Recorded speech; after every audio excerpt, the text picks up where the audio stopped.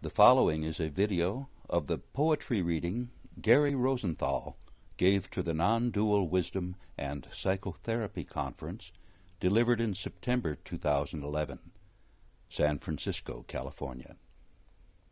The title of the reading is When Lovers Dissolve.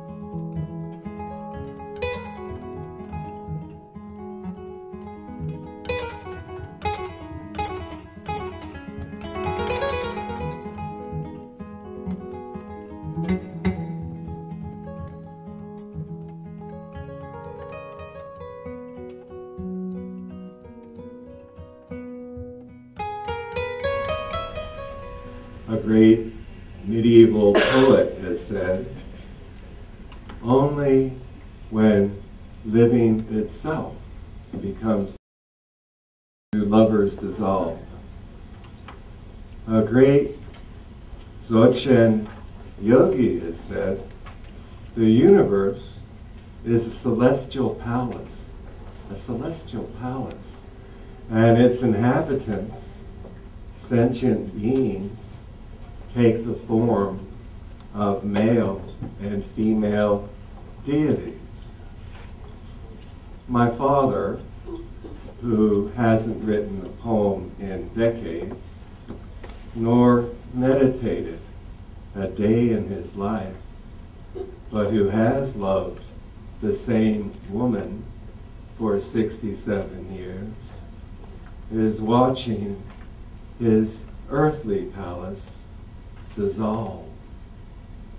He's been losing his faculties, and with what remains of his eyes, he is watching my mother die. And he is saying things through his tears that he confuses with weakness, things I've never heard him say before. Things like, my wife is a part of me. And then his words can go no farther. but perhaps there is no clearer perception of the undivided than in old lovers who have ceased to object to anything in each other. They have learned the easy mantra, yes, dear. Yes, dear.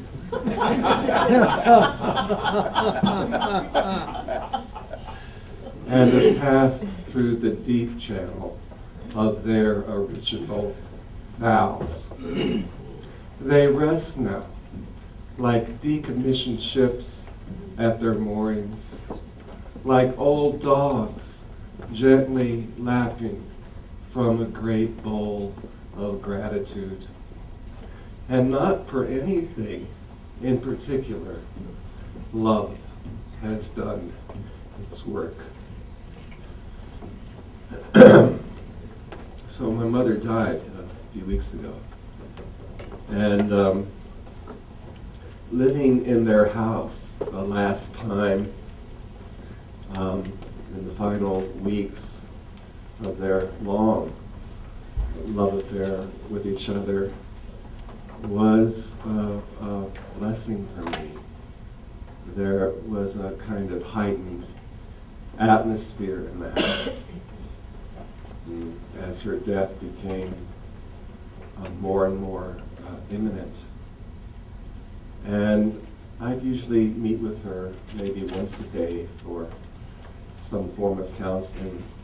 And our sessions of counseling together were very filled with lots of silence. She'd lost any stamina or interest in making small talk with people. And yet when I would walk into her room, she would light up, and we would just speak of the most essential things with each other. It was a very intimate kind of atmosphere. She'd become sort of a spiritual sister. And every evening, every evening at about 6:15, I would meet with my father for what he came to call our martini sessions. He taught me how to make a really great martini, and I'd be his drinking buddy. And he'd, with a couple of drinks, he'd really start to open up and be able to say things to me that he'd never really been able to say to anybody.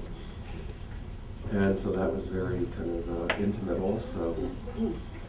And my mother, so I'd given her some pointing out instructions. In the last afternoons of her life, she'd be lying in bed, and she'd have her hospice aide roll back the wooden blinds covering the window, and she would practice merging the spacious, non-conceptual quality of her own primordial awareness with the spaciousness of the blue sky over the 16th fairway of the resort community where she was living and dying. And her term for this mode of awareness, this type of vision, her term for it was, what did she call it? She called it the seamlessness.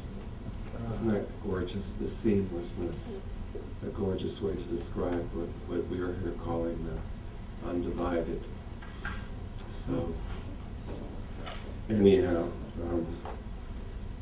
to segue, when I was first asked to give this reading, I thought I was going to give you maybe 6 or 8 poems from a new collection of ecstatic poems that had started to come in this winter somewhat unexpectedly. But as my mother's death became more and more intimate, somehow I just didn't feel like basing a reading upon ecstatic states.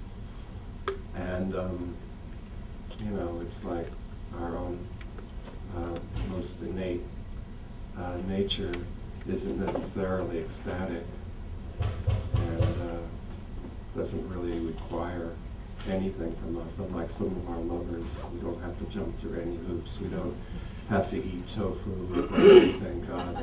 We don't have to scrub our ethical skin till it shines. We just have to sort of rest in this and trust in this and maybe begin to see everything as a form of this. So here's a poem about this, Original Mind is the title.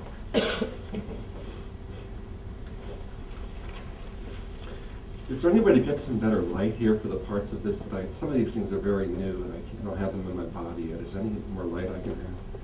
I'll try. Oh, if I had glasses, maybe I don't need light. Oh, yeah. Never mind.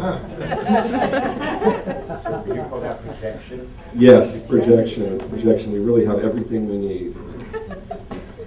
Okay. Where was I?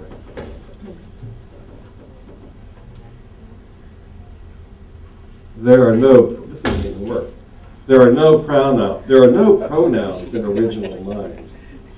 Yet, how many moments, how many days have you, I, or we turned away, as if the life we really want could only truly begin once something else had happened, something else that was not yet here. All the unmet conditions placed before happiness have kept me, her, or him, a person in waiting, like someone overlooked, someone whose time had yet to come, as if God somehow forgot to pack us a lunch. Right now, a wheel of fortune is spinning, but notice its center is completely still, completely empty. Actually, there's not even a center. But bet all your money here on a clear reception of that hollowness, a nothing that lacks nothing. It's like we have two minds. One is conditioned and conditional, and it's filled with drama. Our anchorless ships ever drawing close to fearful rocks of loss, our hopeful shores of gain. But we don't need all the drama or special conditions for happiness to visit and stay a while. It doesn't need to be imported. It doesn't need to be imported. Doesn't need to be Maui under a full moon with a special enchanting someone in tow. Nor do we need all our duckies finally lined up in a row. Our original mind is tremendously content, standing in any line, sitting in any chair, or parked in an old jalopy in any Safeway parking lot. This mind is empty of all that clutching to outcomes and conditions, less picky, more eco-friendly. Just this is enough.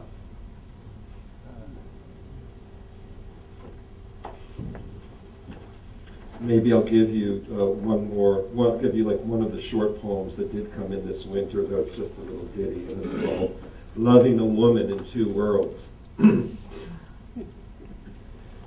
Sometimes I think we need more than that. When the beloved is out of town, only the body is far. Your presence is everywhere, all around me, all the time. Like going steady with space, or being haunted by a marvelous ghost. Then, when you call, I can get so excited, a double sighting. Robert Bly calls this loving a woman in two worlds. I have called it the you that is everywhere. We could call it this fever that burns down my house.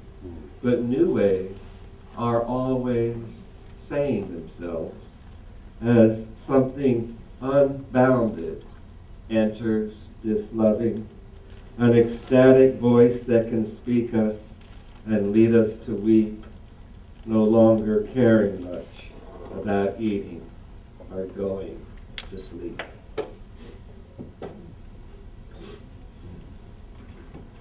Now, the reason I finally chose to give you that little poem is because there are two forms of the beloved in it. There is a beloved who has a body that could be out of town. And then there's a more formless form of the beloved that is everywhere, all around us, all the time. And that's a very 12th century troubadour kind of understanding.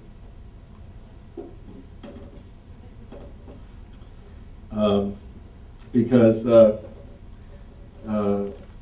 part of the understanding that they had was that the personal beloved was sort of like a portal to a larger sense of the beloved.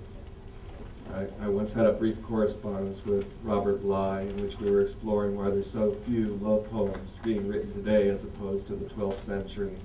And I asked him why he thought that was, and he said he wondered whether that was maybe because what he called the large she had fallen into forgetfulness, so we've lost that kind of mythological understanding that there was something, a mythological being behind the person and the persons of our beloved. And in the 12th and 13th centuries, a lot of the troubadours in the West, they believed that that deeper God of the heart was one that they called Amor, A-M-O-R, which Joseph Campbell liked to point out was Roma spelled backwards. And the understanding was that, this is an understanding from Dante, the understanding was that sometimes Amor could lie slumbering in individuals for months, years, decades. And it's my understanding that sometimes Amor can slumber in cultures for decades and centuries. And Dante also said that sometimes, so here's the thing that Dante said, he said that sometimes at one point in a person's life you might meet a savvy man or a savvy woman, and some longing may begin to arise for that person, and that longing might begin to wake up that slumbering Lord of the heart. And, I think that maybe Amor stirred just a very little bit in this culture, maybe around 1969, Summer of Love, any of you remember that? But in the 12th and 13th centuries, something certainly began to wake up in many of the hearts of this time. And the poetry reflected it. Suddenly it was as if love was on sale and love poetry was everywhere. And this was the time of the Provençal troubadour poets in France, and Dante and Petrarch in Italy, the many singers in Germany. In Spain, there were troubadour poets writing love poems in Arabic, in Spanish, and even in Hebrew. And then in the East, this was also the same general time of the Farsi, the Persian language poets like Rumi and Hafez, and also the time of the Sufi sheikh and poet Ibn Arabi, and Attar, who Rumi had met as a young boy when his family was forced to move from present-day Afghanistan to Turkey because of the Mongol invasions. And even as far east as Kashmir, there was the ecstatic lady poet Lala, who moved through her world without the benefit of clothes. It's pretty cool. It's a pretty ecstatic thing to do, right? You get arrested today. Yeah. Oh, get me hooked up. Hook me up. Yeah. Thank you. All right. At the presentation that Lynn Marie gave yesterday afternoon, she spoke about how our Western conception of romantic love began with these troubadours. And I'd like to provide a little bit more nuance about them and follow through on something I said I'd be doing here, which is to fulfill one of a poet's traditional duties, which is that of serving as a custodian of cultural memory. And this is where my reading is I'm a little bit unsure of it, because I'm gonna be presenting a lot of material. I'm gonna become a professor for about 5 minutes, and then I'll come back and do a couple of poems. So this is the part I feel a little shaky about, and I've been trying to get clear in myself whether I can just trust doing it just for my own sense of being, whether I can really embody the thing that I'm saying, or whether I'm gonna have to look at my notes. So just so you know. And I want to briefly explore about 4 questions here. And one of them is, what led to this heart awakening around the time of the 12th century? I want to explore that with you, because I think it's really interesting. I do. You may think it's completely boring. And what might we learn or take from this tradition? And what put a halt to it? And what's this got to do with non-duality or relationship within the undivided? So that's my agenda for the next few minutes, okay? So in terms of what led to this heart awakening, this is all coming from my understanding, and you have to take it with a grain of salt. You know, maybe some of the things I say aren't quite true, but I think they are.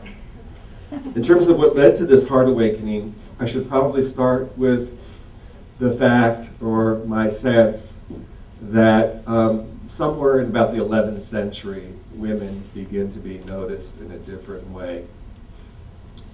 Different, that is, for a cultural context in which the prevailing mythology had led people to believe that divinity was an all-masculine affair consisting of a Father and a Son and a Holy Ghost, right? But the Islamic poets didn't suffer from this kind of anthropomorphist way of looking at God, all this Father and Son mental constructs around divinity or transcendence. They didn't suffer from that. And there was actually a transmission of ecstatic love poetry, some of it with non-dual features, from Arabic, Persian, and Sufic sources that entered the West beginning around the 12th century.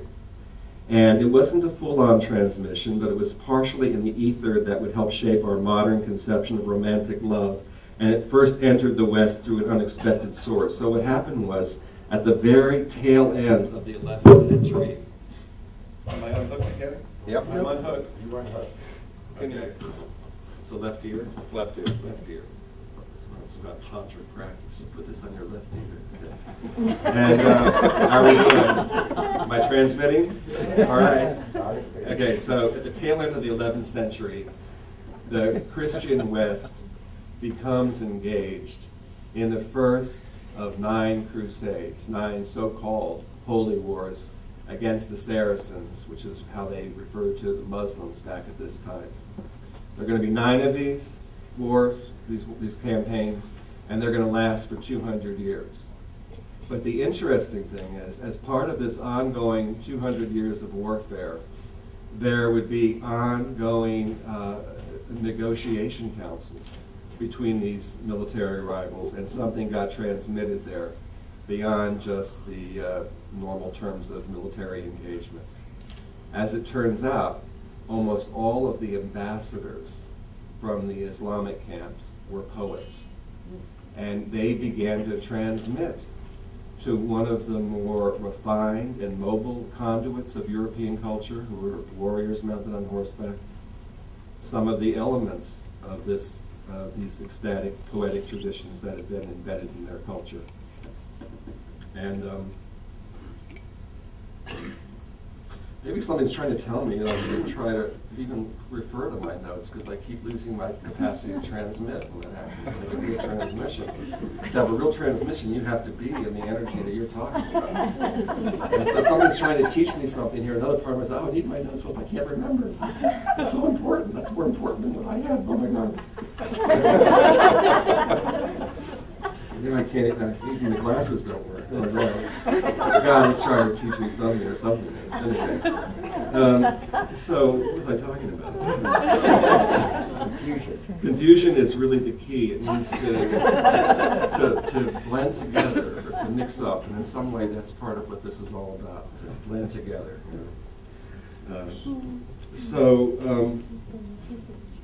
So this is part of it. We're starting to get this poetic cultural migration coming up from Moorish Spain over the Pyrenees into France. But this is actually a perfect storm, because at the very same time, coming down from the north, up from the Celtic and Germanic parts of Europe, there is starting to be upwelling of the previously buried goddess religions that have been buried, certainly ever since Christianity began to kind of capture in an almost a monopoly-like way the mythic imagination of the West. This sort of really kicks in around the 4th century when Council of Nicaea happens, when the official doctrine becomes established that distinguishes the emerging form of Christianity from many other alternative forms of Christianity and Jewish Christianity that have been competing with each other at that time. 4th century also is the time when Constantine is the emperor of the Roman Empire, and he converts to Christianity, and so for the first time Christianity becomes a state-sanctioned religion, much like Shiite Islam today in Iran. And I'm not going to say anything more about that. But as part of this perfect storm, did I mention about the cults of the Black Madonna? No. Okay, so at the same time, we're getting throughout Europe these cults of the Black Madonna that are also bringing up a lot of this buried goddess material. And we're also starting to get a new kind of mythos, a new kind of story, in the guise of all the tales that the poets are starting to write and talk about in terms of King Arthur and his court, and myths like Parsifal, who in the course of his deepening has one initiatory encounter after another, often through his encounters with women, right? So basically, a Jungian historian, and I'll have to be him for the moment, would probably say something like in around the 12th century, the slumbering anima of Europe is starting to wake up. And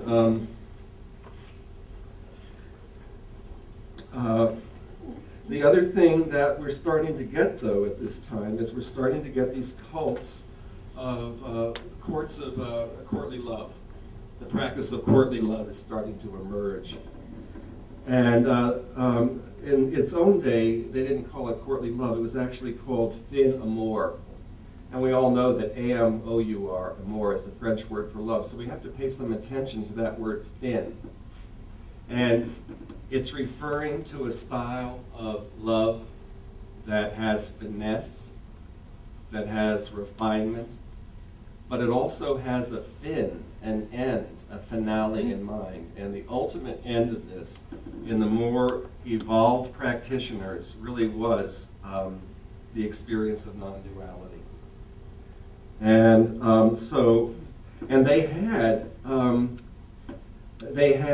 they were attempting to use erotic energy to arrive at transcendence, and they had gazes and visualizations and forms of touch. They had a whole technology.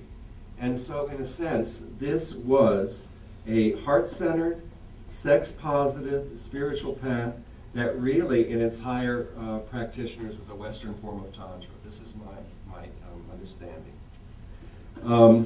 And an important thing here to think is that maybe we've retained in our contemporary intimate relationships some expectation for this fin, this end, this goal, namely that our intimate relationships should bring us face to face with a kind of transcendent mythological being. But I think that we've lost some of the practices and some of the sensibility that once made this more viable.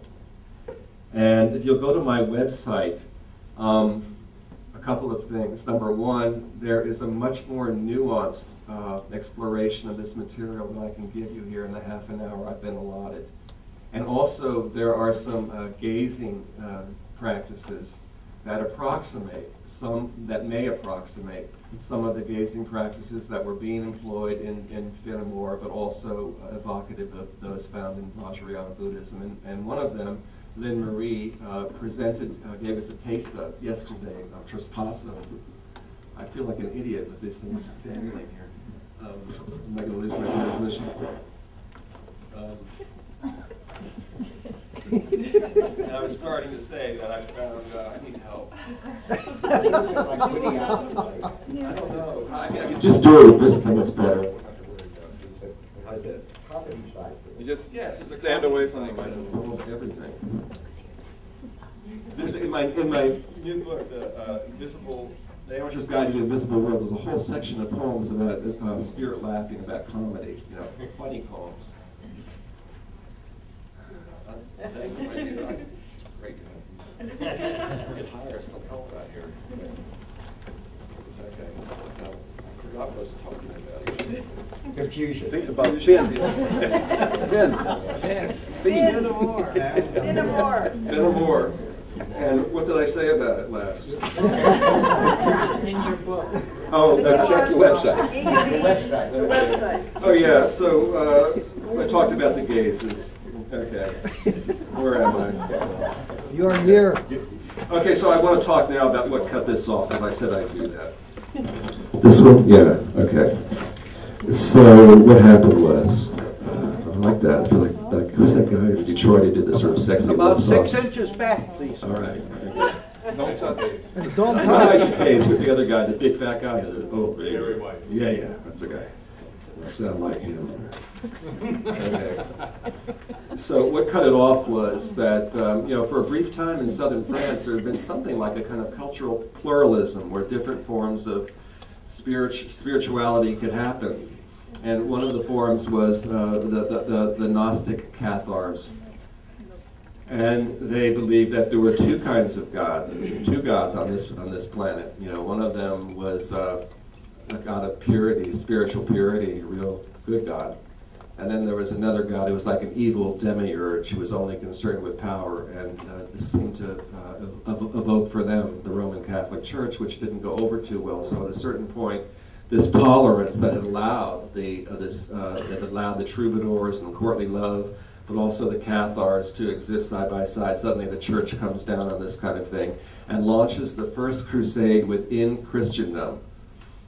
That really became like a forerunner of the Holocaust, in which the whole culture of southern France that had supported all this troubadour stuff and this courtly love, all of a sudden that culture was just really come down on in a big way.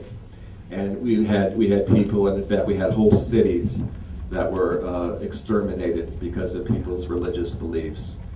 And this really halted this wave of Eros in large part.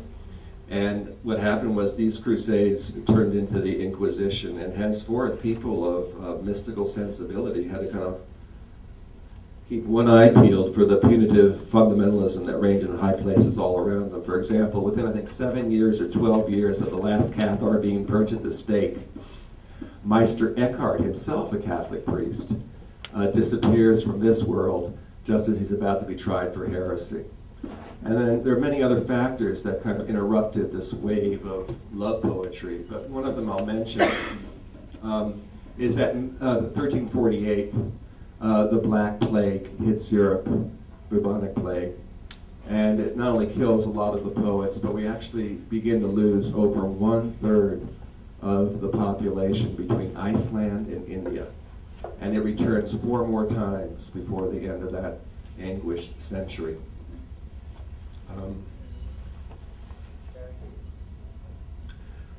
I need a few more bubble.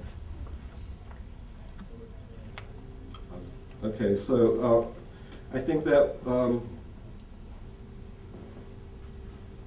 I think I'll just say that one of the things that we might take from this tradition is to realize as the dissemination of non-duality comes more into the West, to be open to the possibility that romantic love relationships still have the possibility to take us to a greater deepening. This was my experience. I had a profound love affair that I wrote about in the book back there called The You That Is Everywhere. And it took me to places in my heart that 25 years of Buddhist meditation never had. And I had a whole piece I was going to do about narcissism, which I think is sort of like, just like Finnemore was a kind of initiation for that culture, at a time when initiation had disappeared. I think the work of dissolving our narcissism is kind of like a similar initiation for our period. And similarly to the Finnemore, it can also take us into the non-dual. And so just assume I've done a whole piece on narcissism, and now that's going to be the segue for this. It was good. Squeezed into 5 minutes.